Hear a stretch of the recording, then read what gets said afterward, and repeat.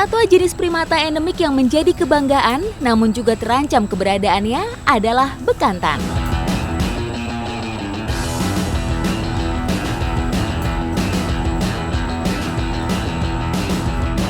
Di sini kita bisa lihat nih posisi kita sekarang ada di plot 18. Itu memang sudah terekam. Di sini ada 25 plot ya, tempat bekantan biasanya berkumpul. Nah, sekarang kita ada di plot 18, titik ke-18. Berarti sebentar lagi nih semakin terbenam matahari, semakin banyak berkumpul di atas sana. Memiliki nama latin Nasalis larvatus, si monyet hidung panjang ini hanya hidup di hutan-hutan mangrove di Kalimantan. Hampir semua hutan bakau di wilayah Kalimantan menjadi rumah ideal bagi bekantan. Pucuk daun mangrove menjadi makanan utamanya. Di depan saya, ini mereka udah mulai pada ngumpul satu persatu ke pohon yang paling besar ini.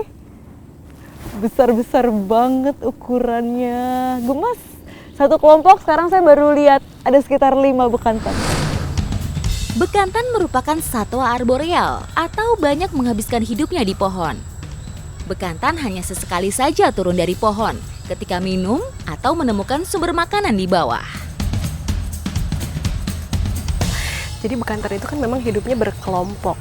Nah, sama halnya ketika dia makan. Pas dia makan pun dia akan bergantian dengan kelompok lain. Gak mungkin satu kelompok bercampur dengan kelompok yang lainnya. Nah, ini gantian lagi kelompoknya Bruno. Disebutnya rajanya namanya Bruno. Ini kelompoknya Bruno nih yang sedang makan dan dia adalah anggotanya paling banyak di sini mencapai 20-an.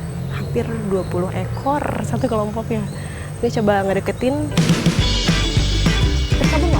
Primata diurnal ini banyak beraktivitas di siang hari dan biasanya dilakukan secara berkelompok.